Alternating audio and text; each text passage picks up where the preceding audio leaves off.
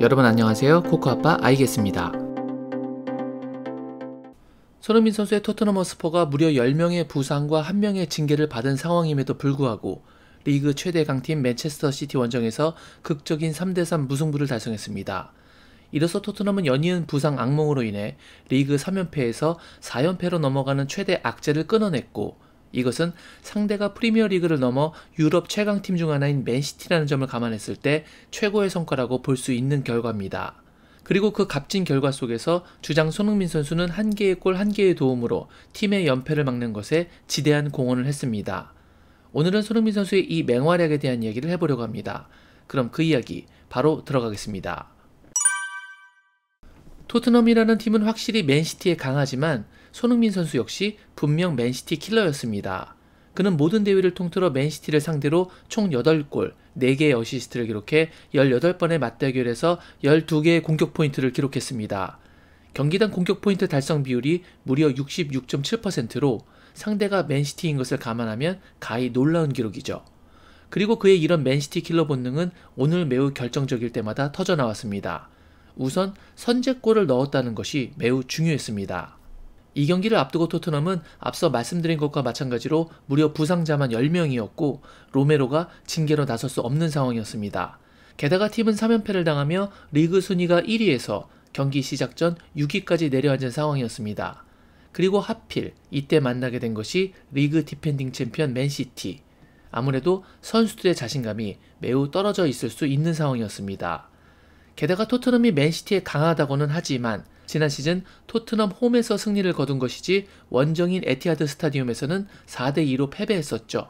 이처럼 상성이 강해도 원정은 결코 쉽지 않은 경기임이 분명합니다. 그 전 시즌인 21-22 시즌에는 홈에서도 승리하고 원정에서도 2대3으로 승리하며 더블을 달성했지만 당시 뛰었던 선수 중 6명이나 없는 현재 상황 속에서 그 자신감을 계속 이어나가기는 자칫 쉽지 않을 수도 있는 상황이었습니다. 하지만 손흥민 선수가 계속 밀리던 경기 초반 단 한 번의 역습을 선제골로 연결시키며 오늘 경기 역시 할 수 있다라는 자신감을 동료 선수들에게 확실하게 각인시켜 주었습니다. 그렇기 때문에 이 선제골이 갖는 의미는 남달랐죠. 특히 선제골은 그 득점이 만들어지는 과정 자체가 예술이었습니다. 힐이 공을 잡고 잘 돌아서며 달려나가는 쿨루셉스키에게 전진 패스를 훌륭하게 넣어주었습니다. 그리고 이때 토트넘에서 가장 빠른 스피드를 자랑하는 손흥민과 브레넌 존슨이 뛰기 시작합니다. 그런데 이로 인해 정말 숨막히는 대결 장면이 연출되었습니다. 왜냐하면 손흥민과 존슨을 막기 위해서 뛰고 있던 2명의 맨시티 선수 역시도 그들 팀에서 가장 빠른 2명에 속했기 때문입니다. 그 2명은 바로 카일 워커와 제레미 도쿠였죠. 지난 시즌을 기록으로 놓고 보면 카일 워커는 시속 37.31km로 리그 전체에서 가장 빨랐고 도쿠는 시속 36.32km로 홀란드보다 근소하게 빨랐습니다. 그리고 얼마 전 프리미어리그 공식 홈페이지에서 게재한 기록에 따르면 이번 시즌에는 맨시티에서 가장 빠른 스피드를 보이고 있는 선수는 제레미 도쿠라고 말하고 있습니다. 보시면 도쿠의 시즌 최고 속도는 시속 34.99km로 시즌 내에서 카일 워커를 포함한 모든 시티 선수들 중 가장 빠르다라고 분석 기사에서 말하고 있습니다. 그러니까 이 말인 즉슨 토트넘과 맨시티 이렇게 양팀의 스피드 톱2 플레이어들끼리 2대2 공수 대결뿐만 아니라 그 안에서 속도 전쟁까지 펼쳤다는 말입니다. 그런데 이 장면을 보시면 비카리오가 공을 펀칭해내는 순간 손흥민 선수는 거의 골라인 근처에 있었습니다. 그리고 힐이 돌아서서 쿨루셉스키에게 볼을 내어주는 순간 손흥민은 이곳에, 브레넌 존슨은 이곳에서 역습을 시도하려고 하고 있었고 도쿠는 더 높은 지역에서 골대를 향해 몸을 돌린 상태, 워커는 아직 골대를 등진 상태로 있었죠. 그런데 쿨루셉스키가 공을 잡지 않고 원터치로 롱패스를 넣어주려고 하자 손흥민과 브레넌 존슨은 전력 질주를 시작했고 도쿠 역시 그것을 보고 수비를 위해 전력 질주를 시작했습니다. 손흥민과 브레넌 존슨이 미세하게 먼저 가속을 올렸지만 도쿠도 곧바로 가속을 올리기 시작했고 대신 순간적으로 늦은 타이밍은 더 좋은 위치에 있음으로써 상호 간의 그 불리함이 서로 상쇄되는 상황이었죠. 카일 워커도 가장 늦게 등을 돌리고 뛰기 시작했지만 반대로 위치에서는 가장 유리한 고지를 점하고 있었습니다. 정말 이 순간은 양팀 준족들의 속도 싸움이기도 했던 명장면이었습니다. 쿨루셉스키의 패스가 먼 쪽으로 향하자 이제 매치업은 손흥민과 도쿠의 대결, 그리고 반대쪽에는 워커와 존슨의 대결 양상 구도로 전환됩니다. 그런데 이 순간 손흥민 선수는 빠른 속도와 더불어 순간적인 집중력과 판단력까지 빛을 발합니다. 쿨루셉스키의 패스가 예상보다 더 길게 사이드로 빠지게 되었는데 도쿠는 볼의 낙하 지점을 잘못 판단해 안으로 들어오다가 바깥쪽으로 방향을 살짝 틀었지만 손흥민 선수는 정확하게 공의 낙하 지점을 파악하고 속도의 손실 없이 먼저 바깥쪽을 향해서 뛰기 시작했죠. 처음 스프린트 시에는 도쿠보다 안쪽에 있었지만 어느새 바깥쪽으로 위치를 전환했습니다. 사실 이렇게 안에서 바깥쪽으로 달리는 궤적을 바꾸면 앞선 선수를 추월해야 되는 뒤쪽 선수에게는 분명 스프린트에서 손실이 올 수밖에 없습니다. 하지만 정말 빠른 스피드로 공이 바운드 되는 순간 도쿠를 따라잡더니 여기서 미친 명장면을 만들어냈습니다.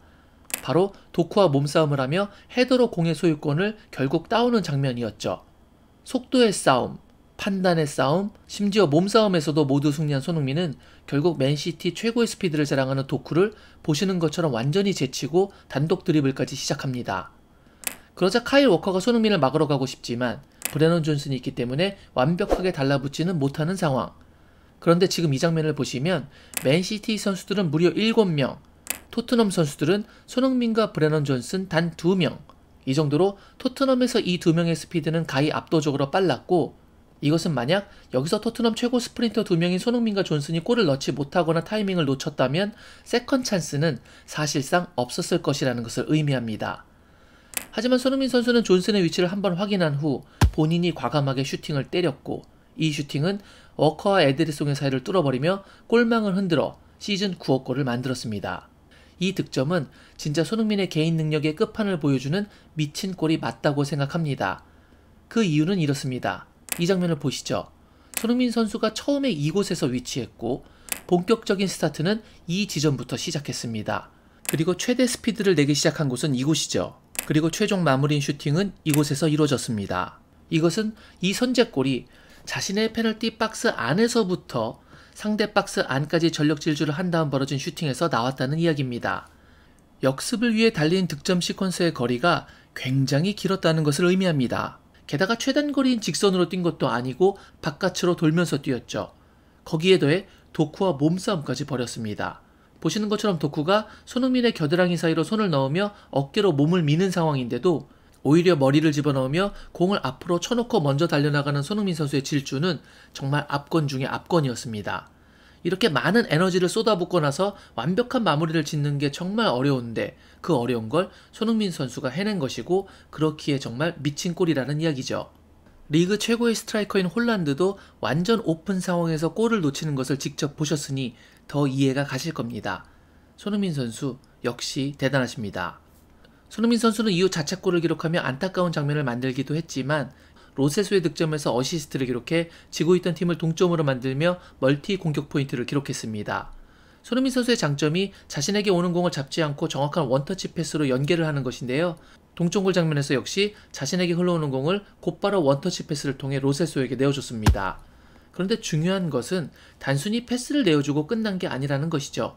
손흥민 선수는 침투의 정석으로 로세소를 맡고 있던 후뱅 디아스의 등 뒤쪽으로 침투하며 자신을 맡고 있던 로드리를 우측으로 끌고 들어갑니다.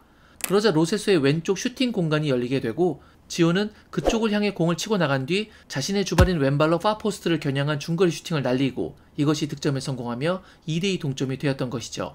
단순히 원터치 패스뿐만 아니라 상대 수비진을 헤집어 놓으며 동료에게 기회를 만들어주는 그의 위협적인 움직임은 확실히 위력적이었습니다. 손흥민 선수 외에도 멋진 극장 동점골과 더불어 한 골 한 개의 어시스트를 기록한 쿨루셉스키도 대단했고 동점 어시 크로스와 더불어 선제골에서 손흥민 선수 홀로 뛰는 것이 아니라 함께 달려주며 중앙에서 미끼 역할을 해준 브레넌 존슨 그리고 멋진 중거리 슛을 넣어준 로셀소 역시 모두 뛰어난 공격력을 보여주었습니다. 강호 맨시티를 상대로 연패를 끊어낸 토트넘, 이제 다음 경기에서는 로메로가 징계로부터 돌아옵니다.